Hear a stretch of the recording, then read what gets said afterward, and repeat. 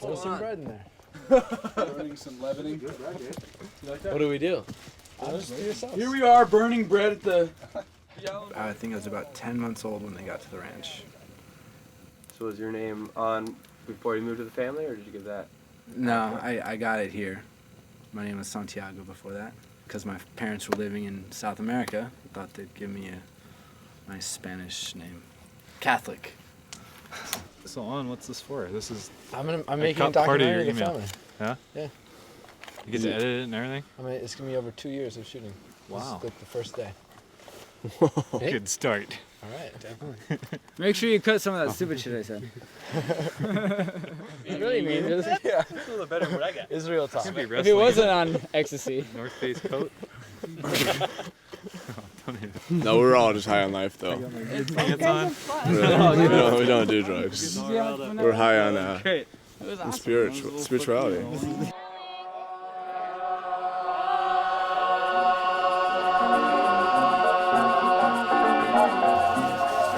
Summer of Love, 1967. I was at the university studying drama. Everybody was a little edgy. They were reading Ionesco and Camus and all these people that I was just getting exposed to because, I was just from Watertown. That song, Are You Going to San Francisco? That was playing. That's what everyone was listening to. And then, the really cool people were smoking pot. Were you smoking pot? No, but I wished I was.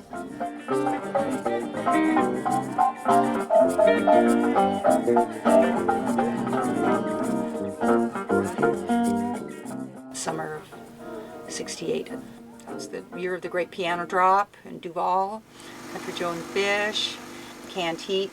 Tonight I was truly really all one. It was at Canned Heat, the concert. Bum, bum, ba, bum, bum, bum, bum, ba, bum, bum. I looked around and everybody was me. And I'm going, oh my God, do they know? Do they know we're all one? It was so cool, and I don't know, love, and he just like the crowds just would part for him, I would held onto his belt loop. We went through the crowds. I just saw this guy that was the person I was looking for. It was like my big brother, or somebody that was loving to me, was positive. And I was looking up at this guy, and I saw Jesus Christ in him. I didn't even believe in Jesus Christ.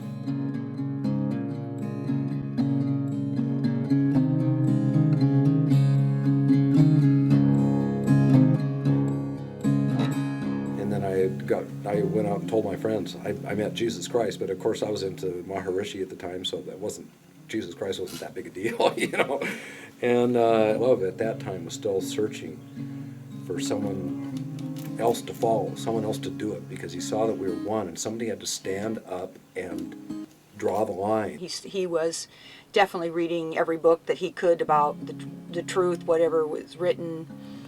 We always had the Bible. I'm spending all his energy trying to get people to just come out of their shell and just be present and be one.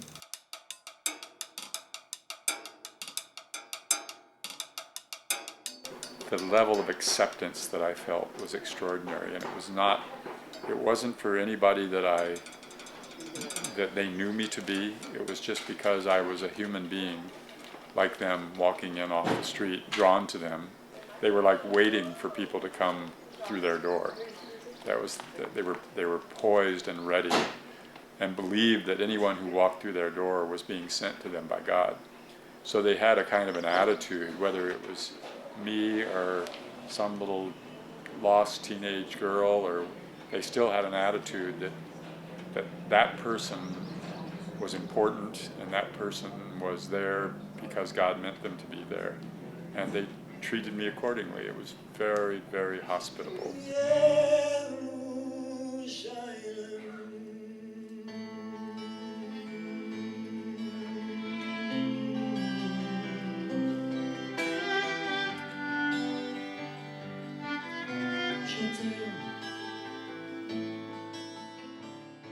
Love was on. He was on all the time. There was 2 weeks, all he said was, I am. He said nothing else. I am. Shout it real loud, he'd say it real quiet. There were weeks where we didn't say a word. Nobody said anything. Your friends would come up and visit, they go, these guys are crazy, you know. He danced at the phone, he said, fool on the hill. But it was love, because love had the Spirit. He truly had the Spirit of God. And if you'd really connected with him, you saw, there was no denying it. There was no thinking about it. It wasn't hypnotism or anything like that. It was just real. I remember living with love.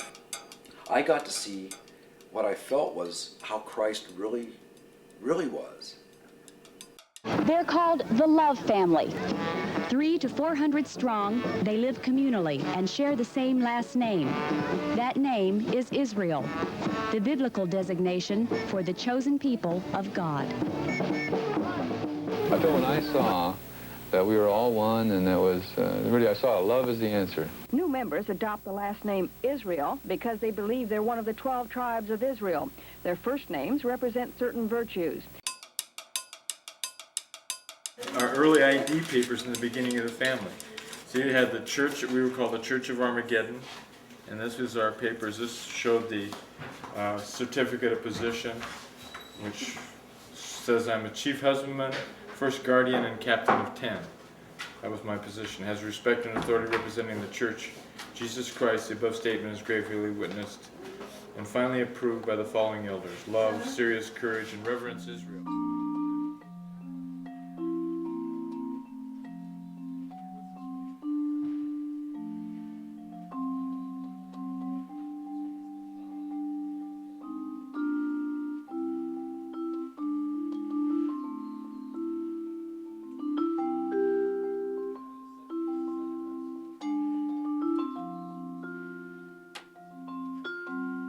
We all wore our robes and had long hair, and finally the chief of police of Seattle gave us little ID cards in our new names, and there was really no connection to our past names or anything.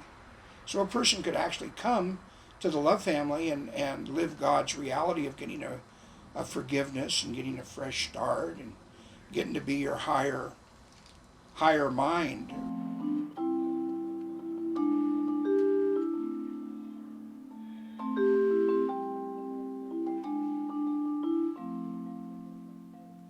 New members donate all their possessions along with the power of attorney: real estate, cars, stereo, money. For some, it's next to nothing. For others, a literal fortune. Who supports the Love Israel family? Do you have jobs, or where does your income come from? Well, it's mostly just been on faith that God would provide if we take care of each other. Then that winter was the great winter of the carrot year, because that's basically what we had to eat was carrots. I like being a soldier and taking the big truck and bringing back 10,000 pounds of spuds, or going to Eastern Washington, and gleaning was a great way to go, living on the surplus of the world. We'd gone to the Skagit Valley, and Happiness, one of the brothers, had come across a farmer who said we could glean his fields, and they were delicious carrots. I think roasted is my very favorite. They were good. It brought out the sweetness. I didn't even like carrots. So, yeah, well, basically we had carrots, and I always had milk. Because I was pregnant, I had to have, little and potatoes and pinto beans, I believe. So skinny everybody was? Yeah. We had Brown some pretty rice lean and- years there for a while. When things became prosperous, one big wave of money came in when Daniel Gruner donated some of his money. And Love went out and bought an airplane. Well, most people didn't have shoes for their kids.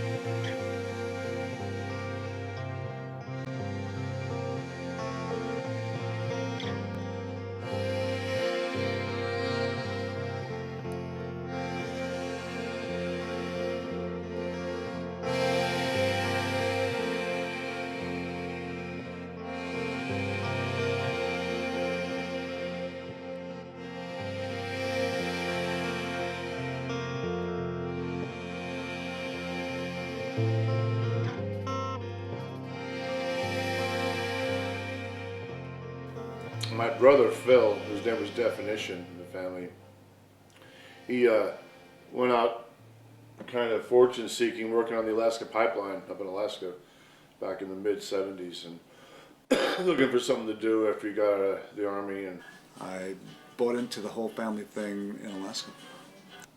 he met this bush woman in Alaska that turned him onto this real cool family that he was involved with.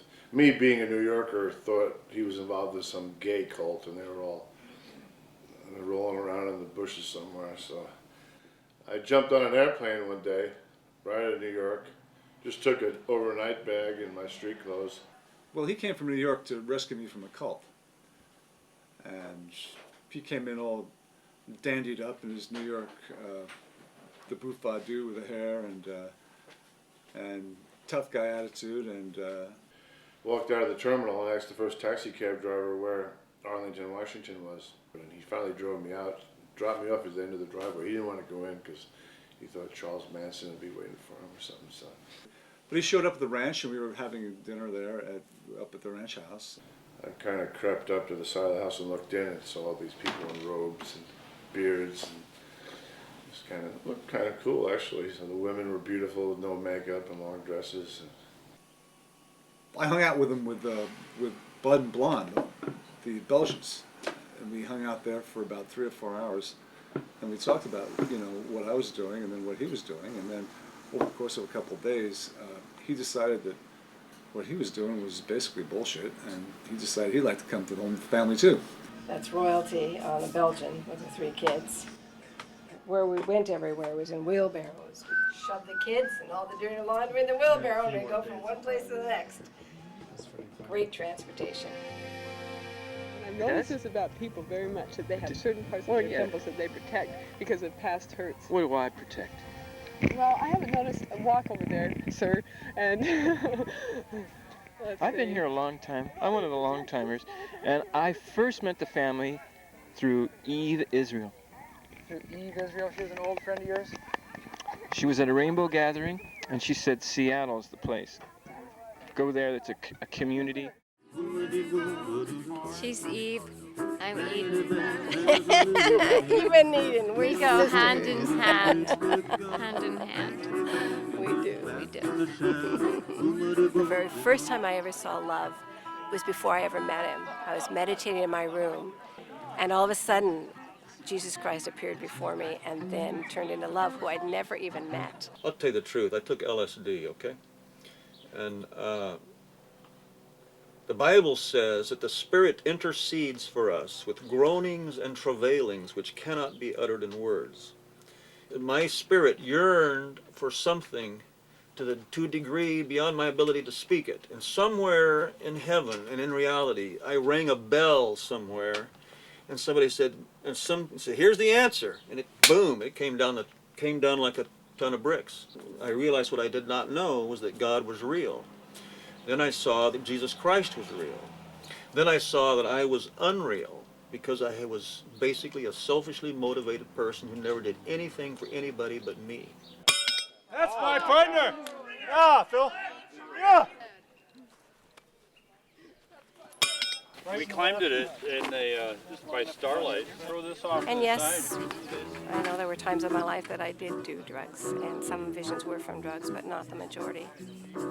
I mean, I abstained from drugs for 12 years without touching anything, and I still had dreams and visions. So I can't say that it's drug-related. My first one I had when I was in 3rd grade. He said, heaven will spread over the earth from this place. And that's a quote. So I left. Immediately, I ran into 3 guys from the Love family who were just whacked. Their heads were in the bag. They were breathing all these fumes, and they were way out to lunch, but yet I had been told to go in that direction, so I followed them, and I went back to the hill. And he brought me into the sanctuary, and they were having this big feast, and I was playing my auto harp and kind of meeting people, and then I went into this room, and there Love was sitting on this throne seat that he had on top of the table. And I kind of was blown away because this is a man that I'd seen in my vision the night before. And he said, is, "Hi, Joy, how are you?" And then in glory and simplicity and fun, we're all singing the most angelic music I'd ever heard in my life, and I was hooked. But I was so hooked and so scared that the next week I quit my job and left Seattle because I was freaked. I couldn't handle it. It was just too intense. And it goes on from there.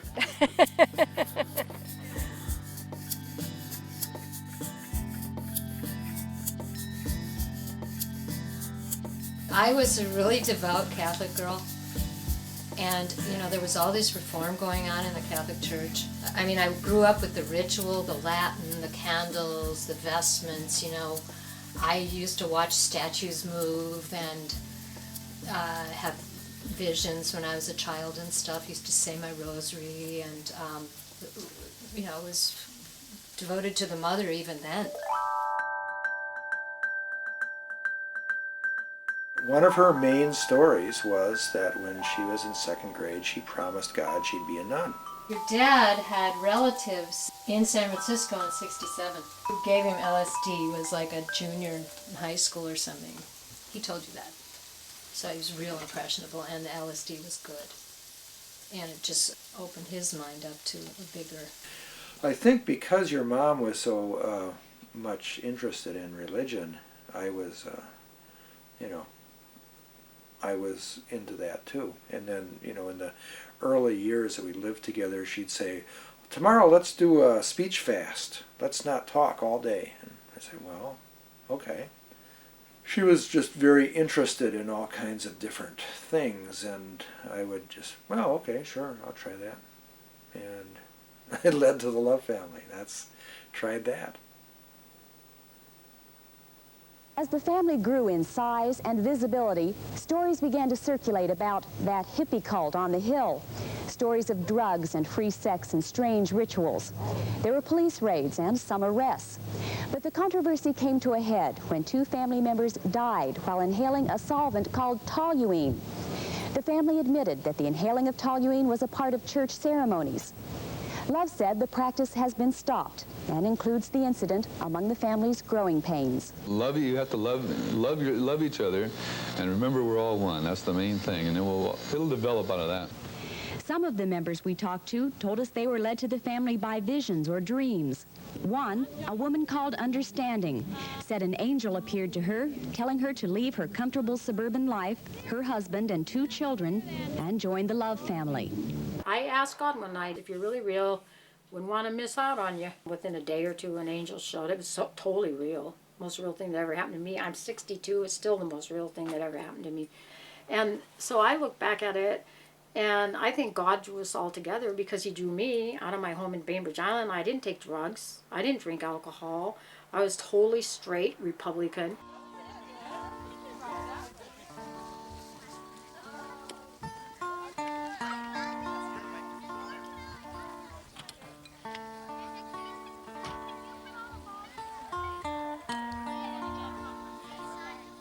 I just knew that I didn't like the way the world was going, and I was looking for something alternative. Then I met someone from the family, and I read the Common Sense poster. I've seen one of those, and that is the thing that drove me basically from 3,000 miles away to go check out the family, because it really made a lot of sense. And it did say something about heaven on earth, you know, and now is the time. Love is the answer, and we are all one. It sounded like my family I really was supposed to tune into.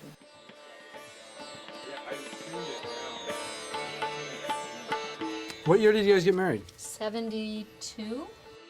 There's the kiss. There was the bride. More kissing. Look at that one. That's like a Beatles album. Yeah, it was cover. very Beatles, you know. Okay. Of course, he was always taking pictures of me with the nuns. Me and the nun at the pyramids. See, we were in robes. So when we got to the Love Family, people were wearing robes. We went, oh, we wear robes. You know, those people are just like us.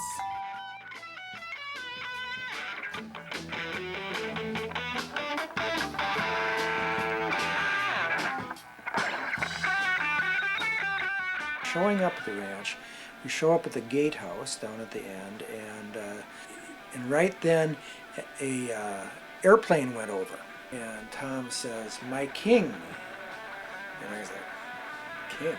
What's this?"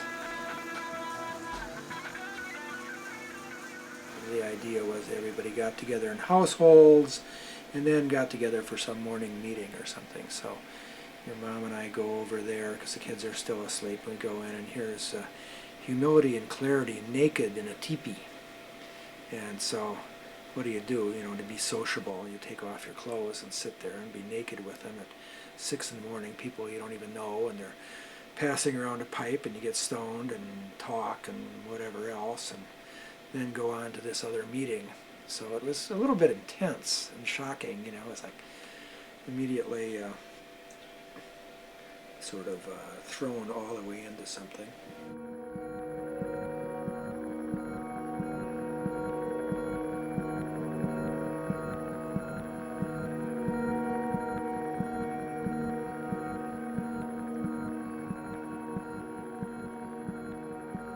But in the early days, you had to go 7 days without food. And 3 days without water, 7 days without food. Well, that was a big sifting. It was a big joke how many people left on the third day. If you get over the third day, you were okay. But the third day somehow, because you can't take water, until the morning of the fourth day. So the third day was just, and they expected you to get up and go to work too. You couldn't just sit and meditate, I can't. And so many people on the third day would disappear.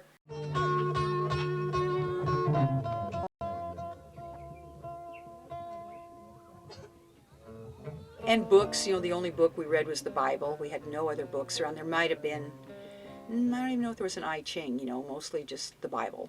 And everything else we just got rid of,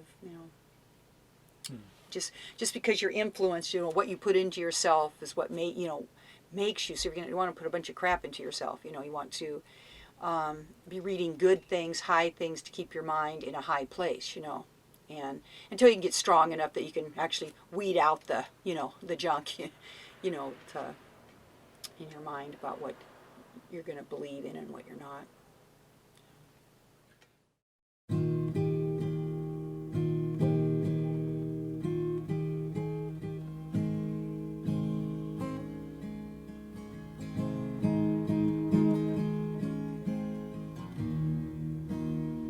As we're growing up, each of us had an idea of what it was to live a spiritual life, and we kind of created that within the Love family.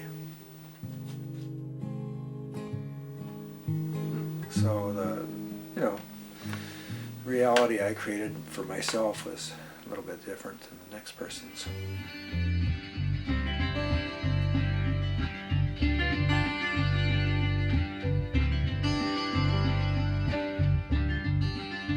I just thought it was the greatest rebel action that I'd ever bumped into, because I was sort of a foreigner to Jesus Christ. We really did believe that people were going to come to us to establish this new kingdom of God on earth, and so it was a very high-minded situation.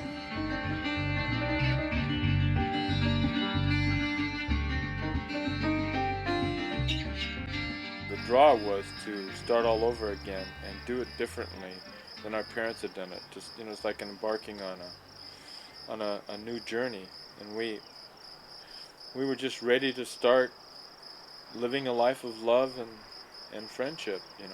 We were so disillusioned with the world the way it was that a lot of us were looking for an alternative type lifestyle to that, and the Love family really represented a lot of that to a lot of us. There we were living together, and everything in the world comes up when you live with people, right? And so we just tried to deal with it from the point of view of we're going to stick together no matter what, and we're going to resolve this, and we're going to give up feeling angry, give up feeling separate, and all that stuff. We really thought we were going to do that, and we tried. I think we gave it a hell of a shot, That old family feeling that we hardly ever felt. Why don't we make the best of the hand we're dealt? We'll work it out this time for good by how we really feel.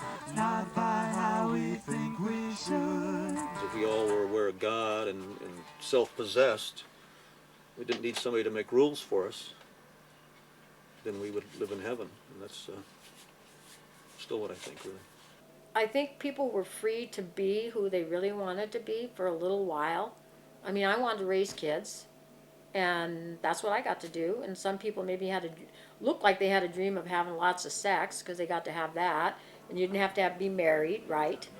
And you could do drugs.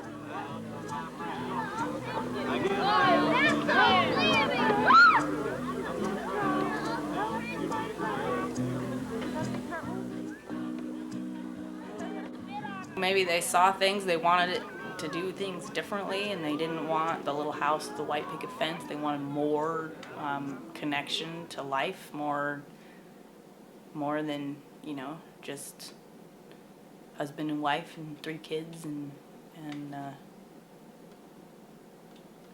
they're all there. Psychedelics and everything helped them open their mind, maybe, and they saw things differently.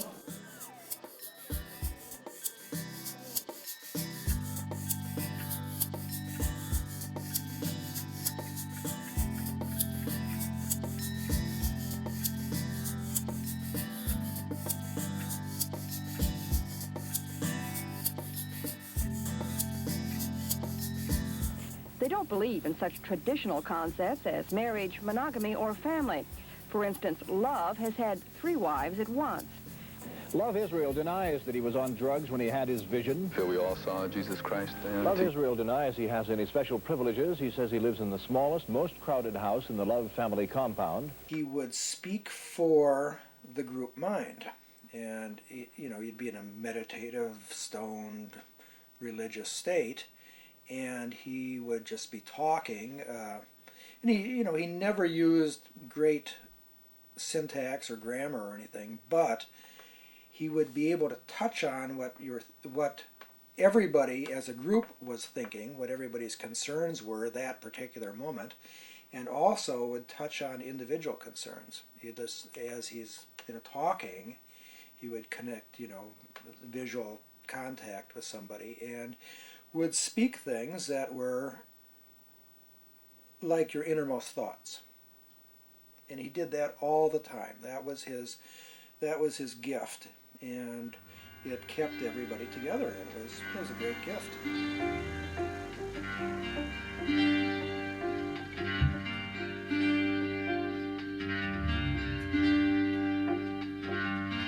A lot of what he did was trying to maintain this gift. Some of his behavior that would seem strange to people, like long baths and pampering himself and the various food and drug and all that kind of stuff, and sex. A lot of it could be justified or rationalized as what it took to keep him in the state where he could keep doing this thing that he did.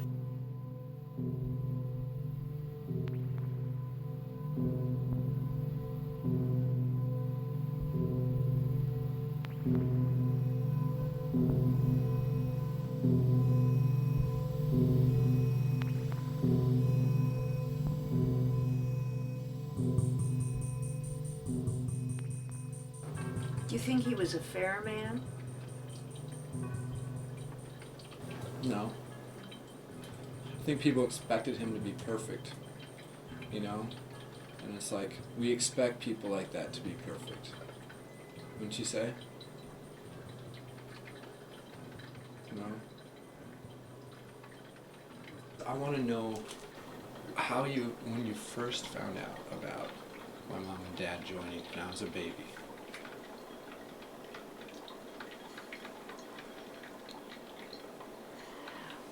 Well, to begin with, most of the information we got was very vague. It was the lack of information that was the hardest to cope with. However, Chuck and Peggy, I'll call her that, that's what we've always called her at home, had been in a commune down in Tennessee, I think it was. So we had a slight familiarity with what went on in those kind of organizations. Hi, Mom. That's enough Okay. for now. He's interviewing me Never about. taught me about real unconditional love was my mom and dad. Oh, yeah. Oh. That's where I learned about real love. You mean then? And now. Oh. Dobby. Well, don't think that it didn't cross our minds to take drastic measures.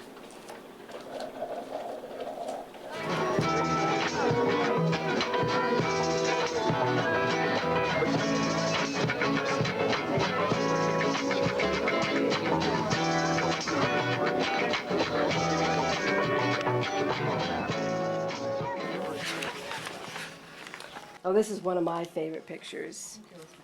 This is Bev Ingram, who lived on the ranch with all of her grandchildren. It's a pretty amazing thing for them to leave New York and come live in the Love family with us and live just like all the rest of us in a yurt and no electricity, and that's how they decided to retire with all their kids and grandkids around them. It's pretty exciting. Phil never danced much, but when he got in the family, he became a dancing maniac. He danced all the time with all the ladies. He got all the way into it. He just loved it.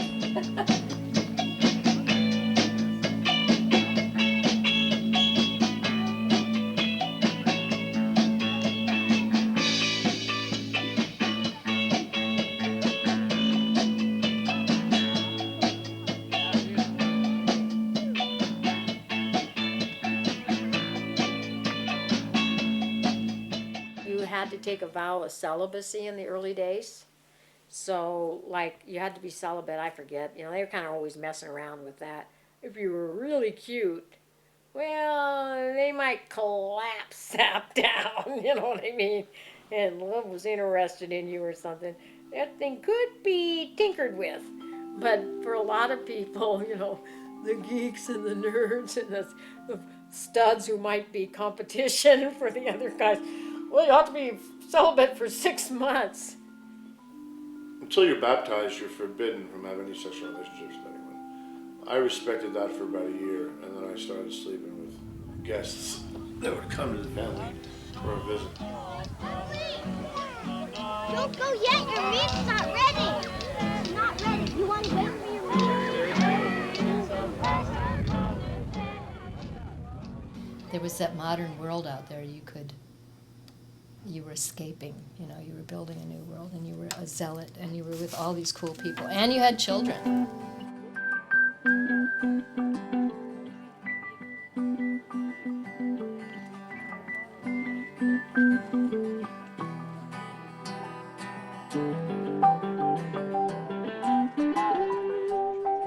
Let's all go build our own world. Yeah, we don't have to live the American way. Like, peace, man, let's build our own village.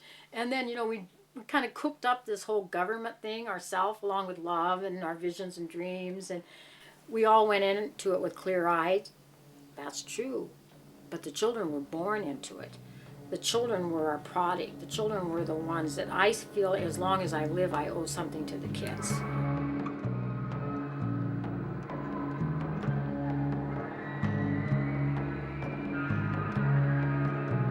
We didn't have a vision to come somewhere and give up everything and follow somebody. We were born there. We were born with the names Calm, Brother, Justice, you know, More, in prosperity, everybody. You know, we were born there. We didn't have a choice. We're there.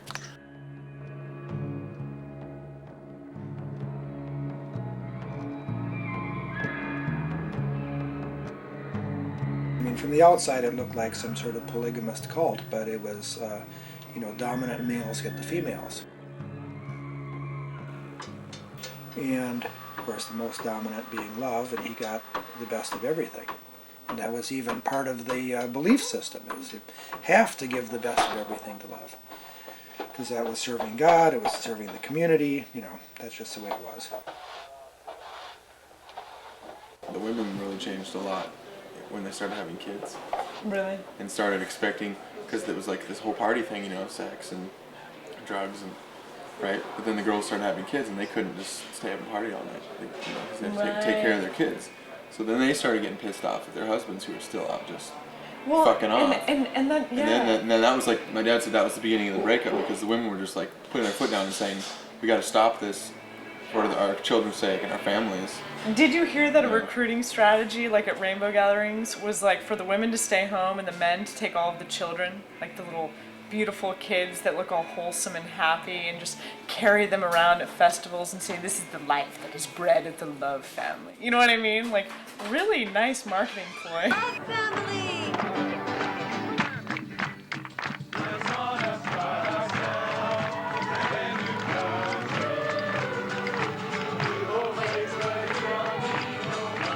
I remember some really odd stuff, but you know, you never remember if you remember it right or not, you know?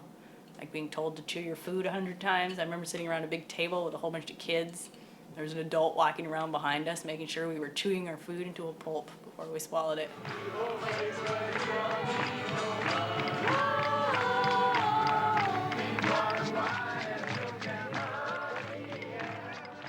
Well, I remember never touching money, and money was the root of all evil, and people carrying it in like pillowcases up to the grocery store to get what we needed, and then putting the pillowcase on the counter and having the clerk take out the amount of money and put the change back in there because we weren't going to touch money.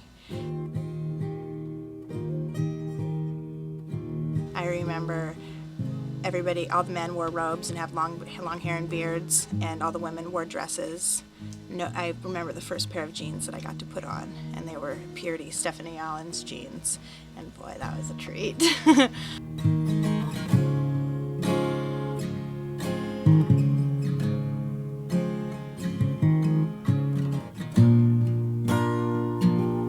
I must have been like 4 or 5 because I remember this.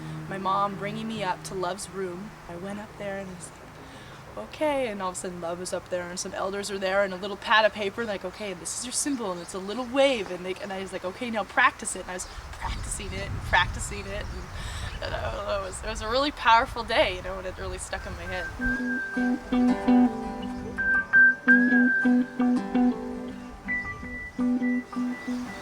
And I know that people had visions and dreams about our names, and it usually took over 2 or 3 people to solidify the name, but that's how I got my name.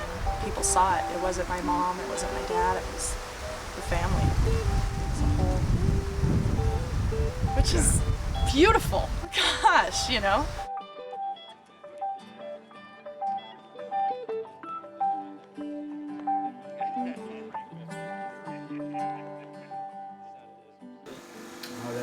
I've seen it.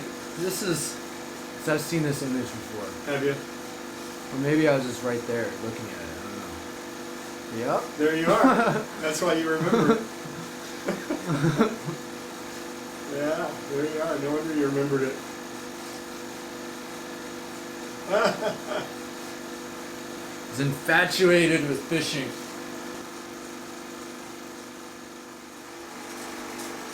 I remember feeling kind of weird because I didn't go to school, and we lived right down the street from the public school, Co-Elementary, and walking by within the chain link fence, you know, all the kids are at recess on one side and I'm walking by on the other side, and having kids be like, why aren't you in school? How old are you? And telling them that I was eternal, and then they were like, you're a turtle? Go, all the kids! Go, kids! This is a special day for the children of the Love family, sort of a mass birthday party.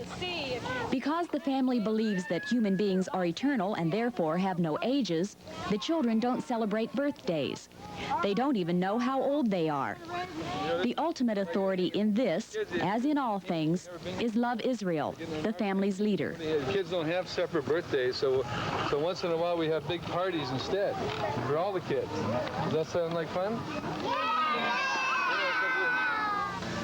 I was in charge of the school and trying to get money out of Love for the school was very, very difficult. And then there was a time when we had to ban books, and I had to burn all these books. I had worked so hard to get books for the kids to read, right? But Love there was this one time where he decided that it really wasn't a family thing if we had books that talked about marriage, or that talked about where children had glasses in the stories, or any of the things that we didn't believe in. So I had to go in and go through every book that we had that I'd spent years trying to get from the family, and anything that had any relationship to any of those things, I had to throw into a bonfire. That was intense. The Love family burned books? Oh, you better believe it. I had to go and find them.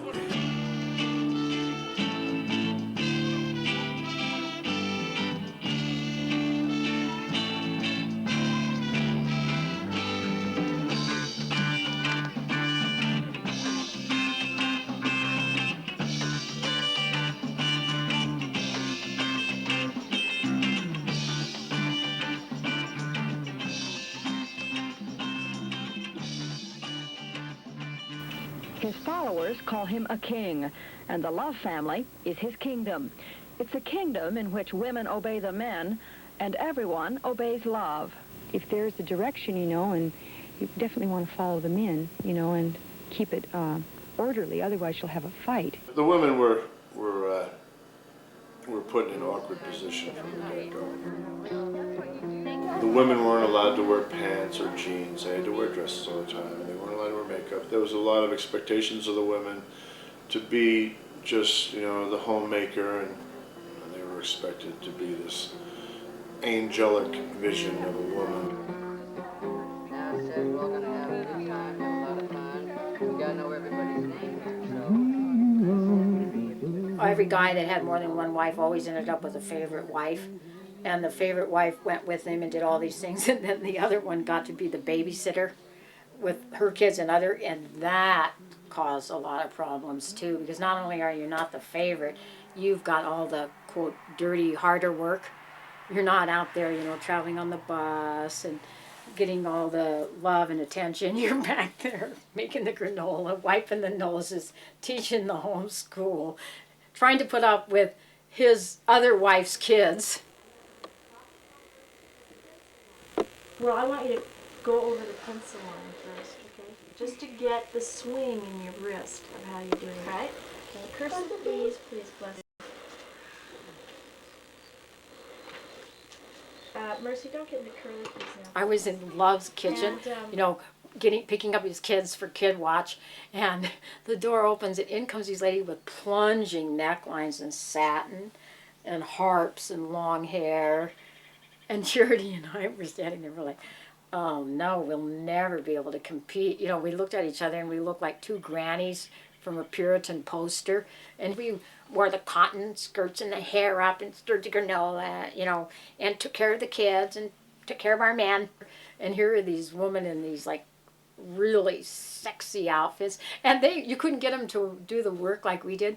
They go, oh, well, I'm going to be giving back rubs today. Or, well, I don't think so. I'm not going to be on Kid Watch. I'm playing the harp for Love today. And we're like, what? This is where you work. No, I don't think so. I'm going to be giving foot rubs with jojoba oil. Like,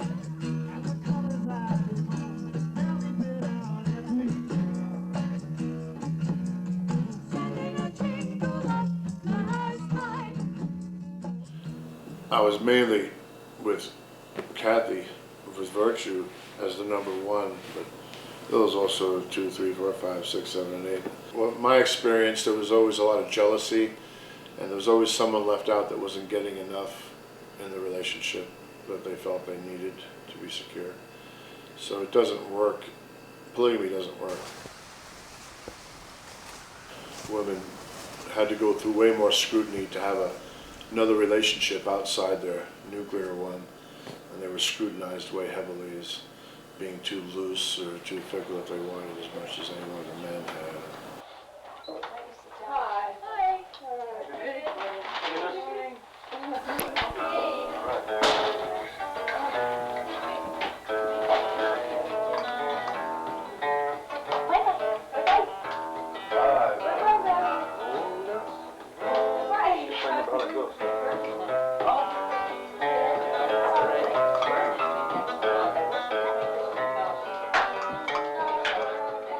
I just remember so many women just crying in tears, you know, because it was just, that whole multiple relationship thing was just so tragic. I think it's one of the reasons that people didn't focus on the children.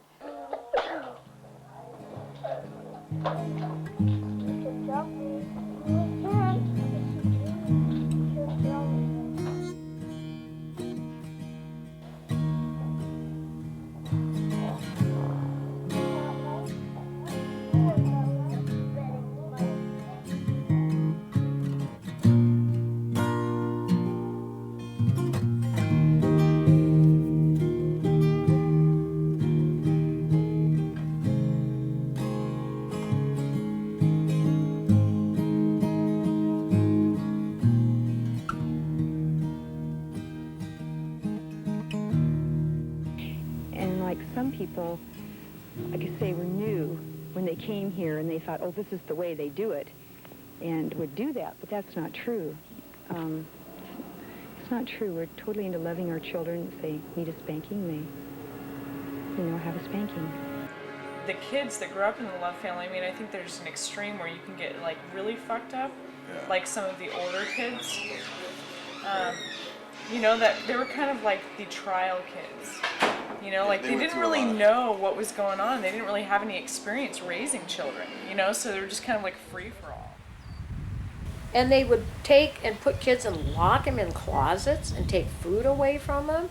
And I mean, that was one of the main reasons I formed the kids' house. I just, come on, kids, let's all go be together. You know what I mean? We'll have a good time. She always calls me Benjamin when she likes me. Who cares? I'll beat you both up. Bend over. Who wants to post a fight and have a fight? No, we want to read codex. Well, Church always wants to fight. I'll do it. I'm sure he wants to fight all the time. Yeah, down in Seattle, it's not as rough. Yeah, you got it easy here. I live here, and I went out in the world. You know how hard it was for me? You guys should just try to get along here because you guys got it easy. You don't have it as hard. Do you know what she's talking about, Benjamin? She ought to know because she took a little stint out there. Just like some kids go to college, she took a little course called Going to the World. We were a very isolated society, so children who were abused and taken advantage of, it didn't have a way out. They were just kind of like left to the wolves. I mean, you know. Yeah, it's pretty rough. It's, like, it's nobody's really parents or anybody's parents, and the whole mother-child bond, and you know, there's no like connections. It was just like everybody's an individual. I remember too many parental figures. Yeah. But in a way that like stimulates an incredible kind of social experience.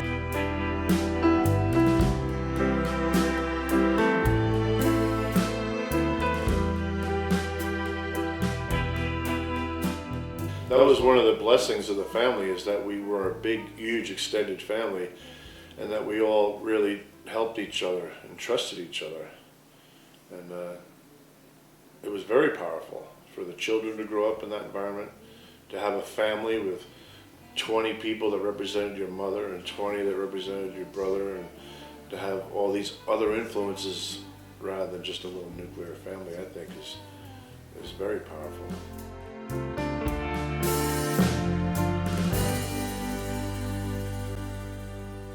I think it made your mind a little broader, because you could, any question you want to ask or anything, you could ask anyone. Everyone always had a different answer, a different style, or you know, something to it. So you got more than just your own mom and dad raising you in their way. Grandpa, you were there. What do you remember from your first impressions of coming to Seattle 25 years ago and going to the Love family? First impression? Yeah. Well, a lot of beards. But everybody was nice. Nice people. They were. And they were always cordial, pretty busy. They had a lot of stuff to do to keep the place up, and you know, they were working and doing, and a lot of little kids. Yeah, we had a pleasant time there, didn't we? Mm-hmm. Did you go back feeling better about the situation, having seen it? Oh no. Never. I can remember being in our car and driving to the airport, and we had to stop the car. I was so sick to my stomach. Well, you were upset. Yes. You weren't ill. I mean, you Well, weren't bad food or anything, but No, I was upset. I was so upset. We had to stop the car. Pull that drape over, will you? Too much. And that happened every time. It was utterly abominable. She lived in abject poverty. And it was one of the hardest things I've ever faced in life. Not the poverty, but the seeing that brainwashing and the conditions that were thrust upon her, and she accepted.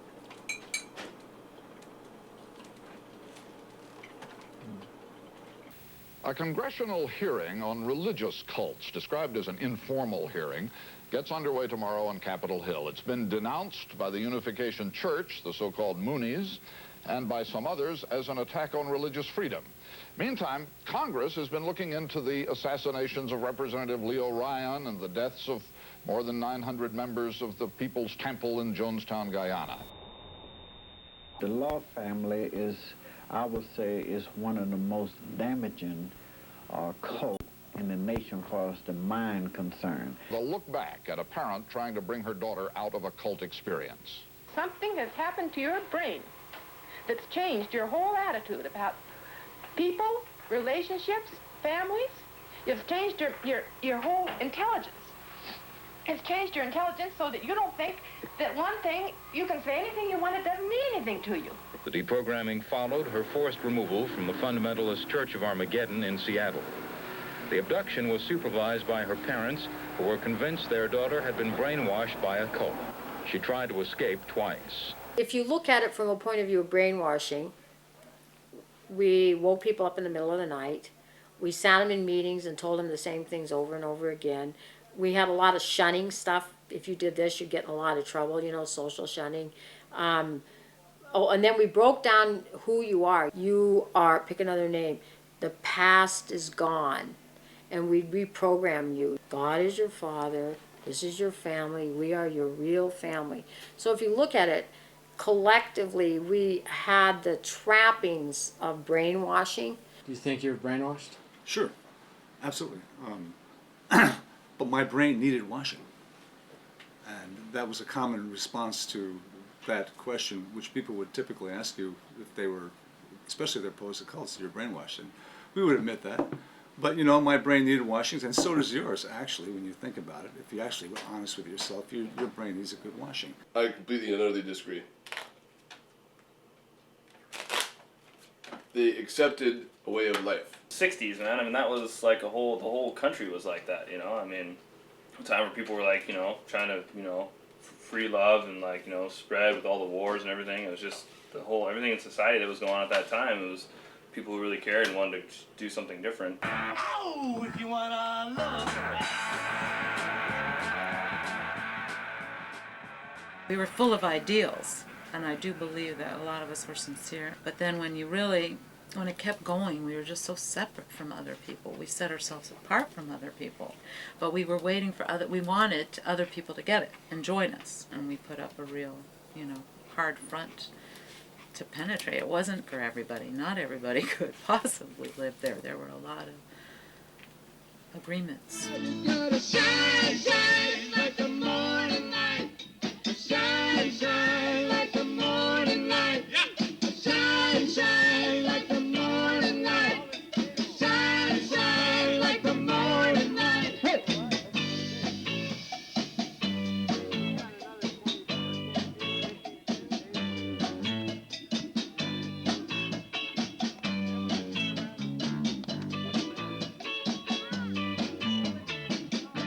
The way we looked at life was what attracted people, and there was sort of a craze going on at the time. Everybody wanted to live together in community.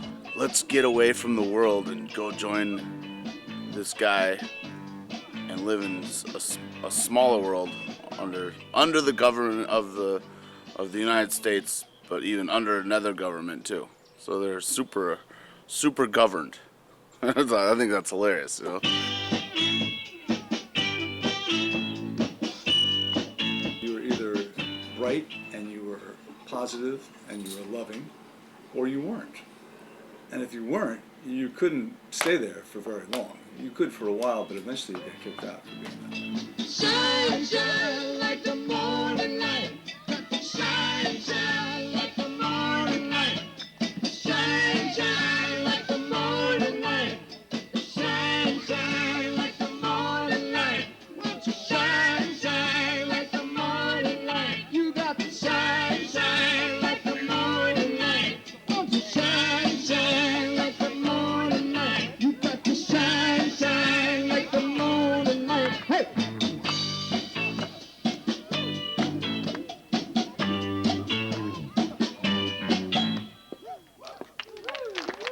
Thank you, thank you, thank you. Don't go away.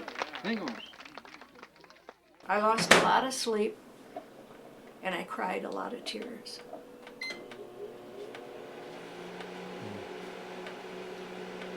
Well, there was that one time I got in trouble when I came to visit you.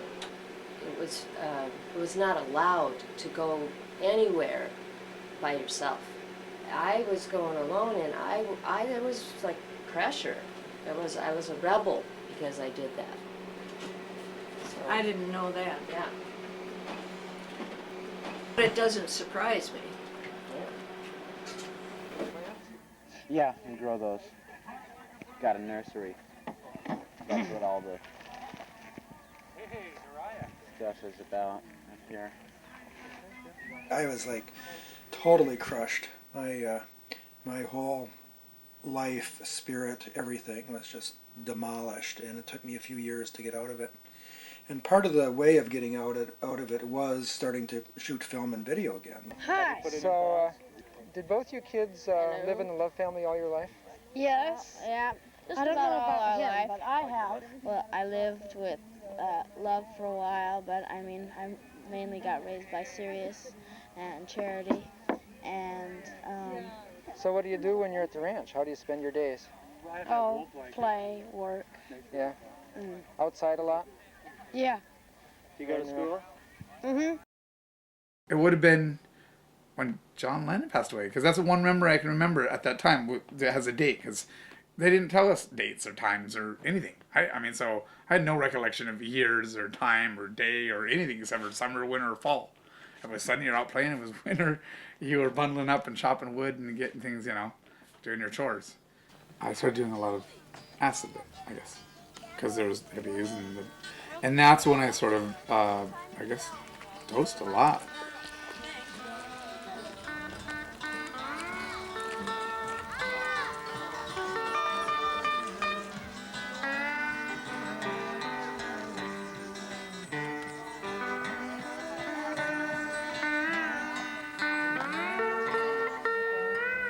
Why did I stay? Well, okay, the practical reasons were I had a young child who was the filmmaker here, actually, who was like, 1, 2, 3 years old.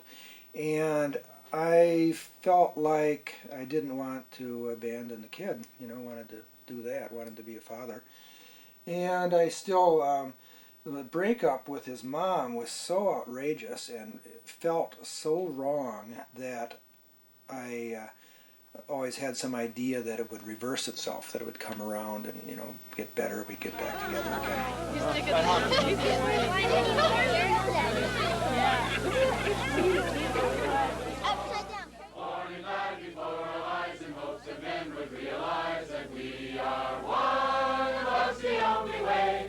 God is with us, God is with us every day.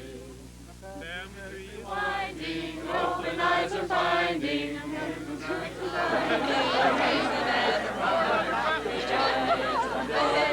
Make a joyful noise, heavens ring aloud.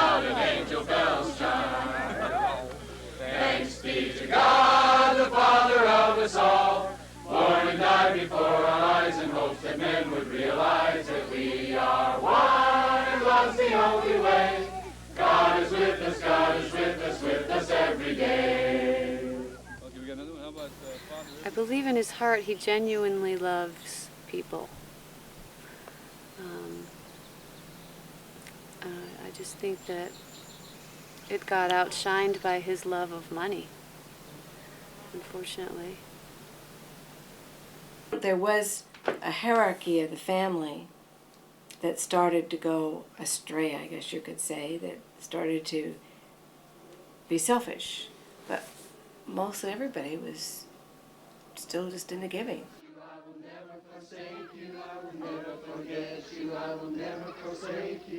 Listen, listen, listen to my heart song. Listen, listen, listen to my heart song. I will never forget you, I will never forsake you, I will never forget you, I will never forsake you. Listen, listen, listen to my heart song. That's what broke everybody's heart, and was they'd go out and work all month and give the money to the center, and then all of a sudden the landlord of their house would be pounding on the door wanting to know where their rent money was. And that just wore everybody out. It just, and then when the drug problem entered in the 80s there, that just compounded the situation with the cocaine and things that a lot of us didn't know was even going on because we just weren't included in it. Because we probably would have said something. That summer of '83, and there was the first insurrection, and people sort of questioned love's absolute authority, and then from there things started breaking up.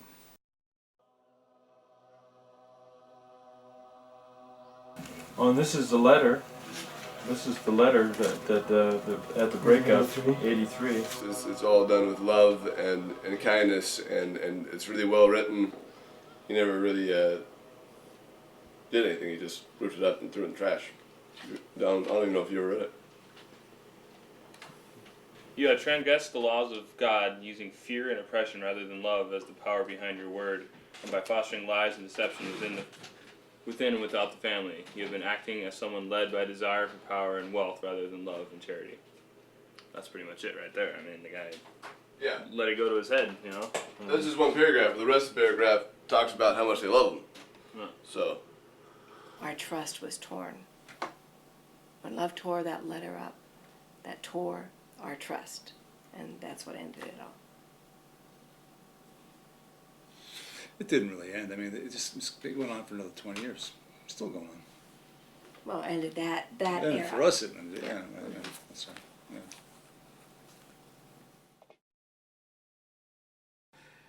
It was definitely adjusting. You know, all of a sudden you're living in a house in a cul-de-sac out in Cerritos. I remember being scared of the world, you know, growing up. I mean, it was the outside world. I didn't know anything about anyone out there, and I thought it was all bad. That's my daddy logic. That's my mommy simplicity. This is the world. No, that's Lynn and that's Brian, and they're not even going to be together anymore. And now we live in the world, and I'm not Purity, I'm Stephanie. And she said it was just so hard to try to bring it all together, because we were indoctrinating you. We're going to be together forever. We are one. Love's the answer. We're the kingdom of Judah.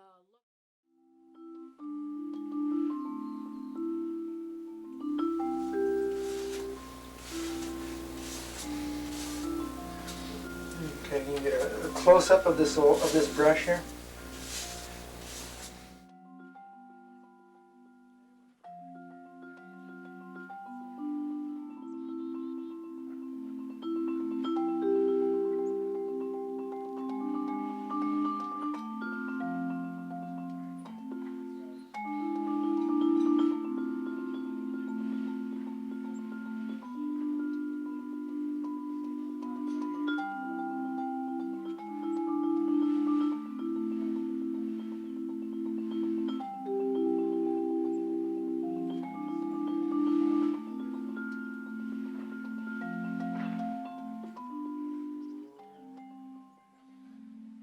So it made it to Illinois, and then it's I started having to deal with you know, some of it was personal stuff, but one of the main things that was going on is that here I had taken this kid away from his mother, and he shouldn't be away from his mother. He should, you know, visit her, spend time with her. It'd be better for him. But it really scared me to send you back to visit the Love family. So I met with counselors, and nobody had any experience with religious abuse, which is, you know, what it was called. You came to Love Family Summer Camp every year, and you know, you had all these friends that are your friends today. And you guys had your little group, and it seemed to me you had a great time. But Well, yeah. what was it like going back? Well, it was like I had this big secret that I couldn't share with anybody, you know? On is not a name that you can fit in Illinois with if you don't have people around you that have weird names. But what was it like? You're instantly a part of a circle of 6 boys who have been your childhood friends. You have 300 acres to fish, hunt, play. What was it like with that freedom and that familiarity with everyone and that lack of fear? You could walk into anyone's home and they'd feed you and love you and come spend the night, you know, and take you on little adventures. And what was it like then going back to a nuclear family, to a public school? It was like living 2 lives. Would you get depressed? I'm sure. I didn't know what depression was then, but I'm sure it was. Would you be sad? Mm-hmm. Miss people? Oh, that looks good. Watch out. Ow! 5, 1, 2, 3. You want more? Lift up your hands in the sanctuary. Lift up your hands and bless the Lord. Singing joy, joy, no more sorrow. Take no thought for tomorrow. Joy, joy, no more sorrow. Lift up your hands and bless the Lord. The boys here.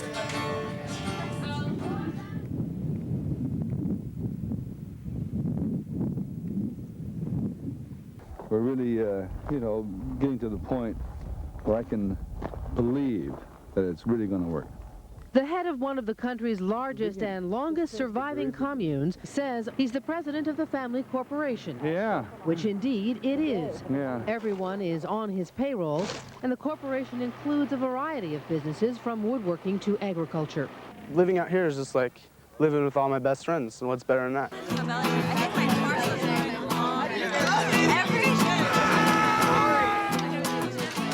And so a big hope that we're riding on this year is that we're going to spend time educating the public that's attending the festival to the opportunity that they have to become a small investor.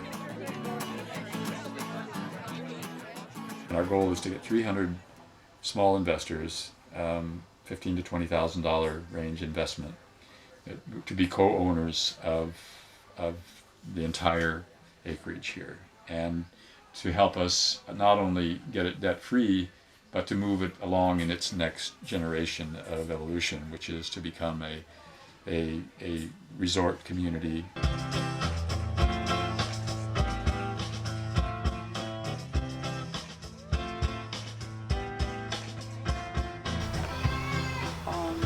I hope the plan works. I'd like people really to see this as their sanctuary, and so just pray that maybe God would like somebody to help us to just give them a dream, a vision, you know, something, and show them us, you know, show that this is worthwhile, that this is real.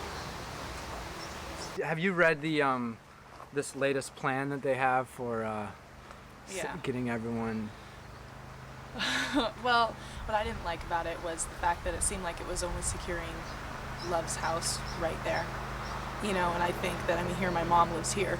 You know, it's like, okay, I need my mother's home secure if I'm going to work on something there.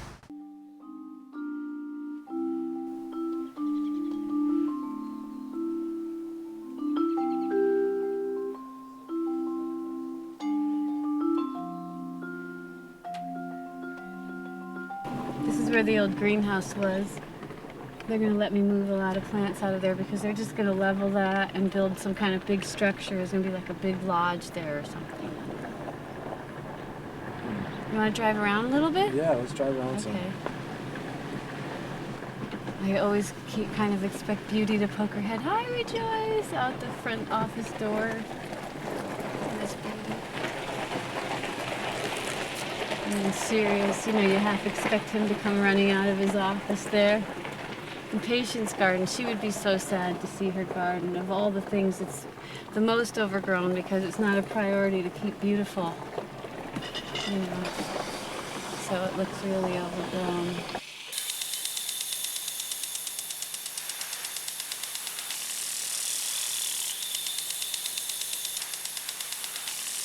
You know, I ate my first plum off that tree just yesterday. And it's been there all these years. I just never felt liberty to eat them. Oh well. Definitely more difficult since the ranch is gone, because that was the place where everybody went all the time. I almost think it hurts the young people more because we were born and raised and it was our roots. So it does kind of leave you floating around a little bit, but you know, Randy and I have China Bend, and our purpose is to go over there, and we're helping Beauty and Steadfast, and we consider ourselves part of the family, and we're trying to keep people together as much as we can. Down there is the point. That's the most beautiful part of our land here, and I would think we'll probably build Love's house there, and which I'm a part of the household, and we'll have our sanctuary there. I have everything right in my own life. Got a whole little nation. That's only going to get bigger. And I'm sure it'll become more understanding of what we're saying. Some reporter asked me the other day, well, how long do you think it's going to take? I said, what, 1,000 years? What do you think? Maybe 1,000. Maybe 1,000 years. But what's the hurry, right?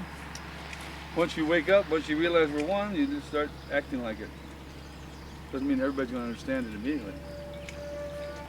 But they will when they want to.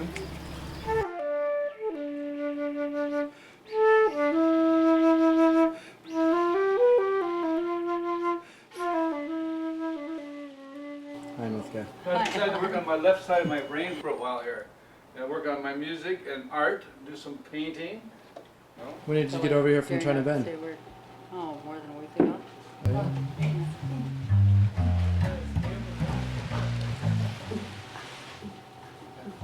Ah. All right. One day I saw and realized that everybody was a part of God. Okay? Every single person was a part of God. Now there was nobody missing in it, and everybody has to eventually claim their spot. Another thing I saw, that everybody represented a virtue, or some purpose, or some reason in God's mind. And so those are the names that we got, of what we represented. Even though we had all the virtues in us, that's what we represented. So, and that's how the virtues came about. Everybody has a part to play. Everybody has a face of God to use. Everybody.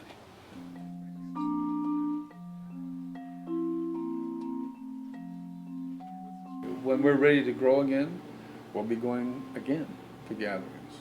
As a matter of fact, this fall we're on our way to gatherings again. We're on the road again. We're working right now, we're getting our act together to go on the road. Get Brother Love's Traveling Salvation Show.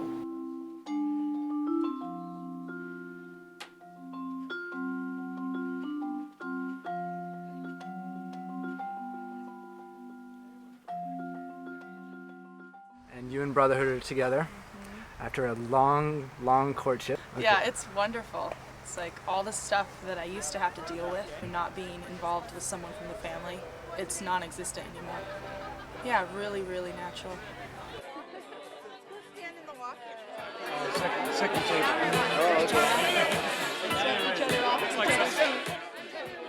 And all of us here have so much more in common than we have with anybody else in the entire world. We have more in common with each other than anybody that I know of. And I don't know if anybody I have more in common with than you. And I think this is the same for all of us. I think when we think about our philosophy, and it's all sort of the same. Can we go here? Calm was sitting as it was a little girl, and she was in the wheelhouse, and they looked at her, and she says, the boat's just rocking. And they realized that she had no fear in her. They were the only ones that were afraid, which brings us to today. And this meant, and this, I have a story about this brother too. And having common brotherhood, be married in the family, is wonderful. I mean, it was tear-jerking for me. And I just want to say that right now, I remember years ago, maybe 2,000 years ago, when we sat around at a table, and somebody said, when we eat this food, remember it's my body, and we drink this wine, remember it's my blood. And so to remember, it's a holy thing that we have here, this meal. It's a holy thing. It's a communion of people together with each other. And to remember that we are really all one. We're definitely a family. And you know, how it all shakes out, we don't know. But one thing we know for sure, we're a family. And God bless you all, and God bless us. And I hope we're all us. And now I just say, for old time's sake, I think we could chant.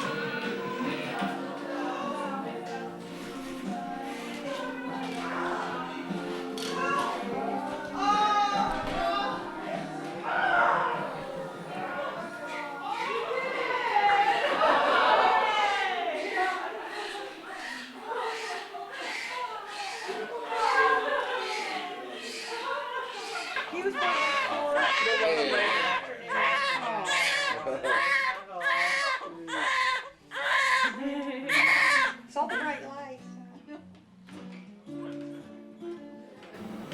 We're naming our son Nation Brotherhood Mac Israel.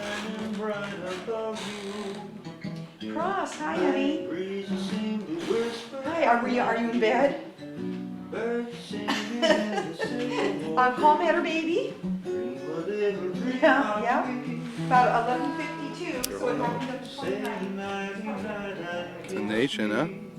Beautiful eyes. His eyes are open. I can't Jump behind you. You can see his eyes, honey? Yeah. He's a beautiful little guy, huh? He looks like Wreck. Yeah. Oh, that's funny. I haven't seen his face yet.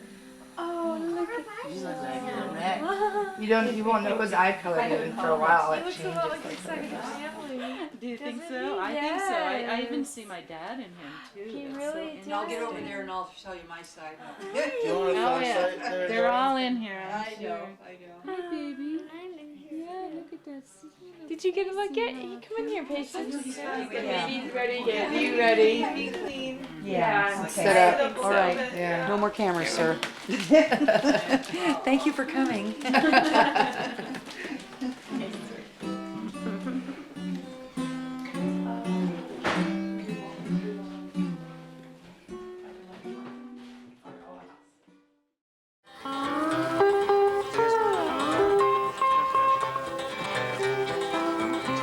Tacoma, Tacoma, Mister, please take me to Tacoma. Let me hit the lonesome road, please relieve me of my load, and take me to Tacoma. The rules and regulations of that love congregation led me to separation from my family. While I was doing dishes, I began to get suspicious, and 1,000 secret wishes, they sent me on my way to Tacoma, Tacoma. I've got real friends in Tacoma. Oh, I don't know who they are, but they can't be very far. And I'm bound to be a big star in Tacoma. Really good. We've been around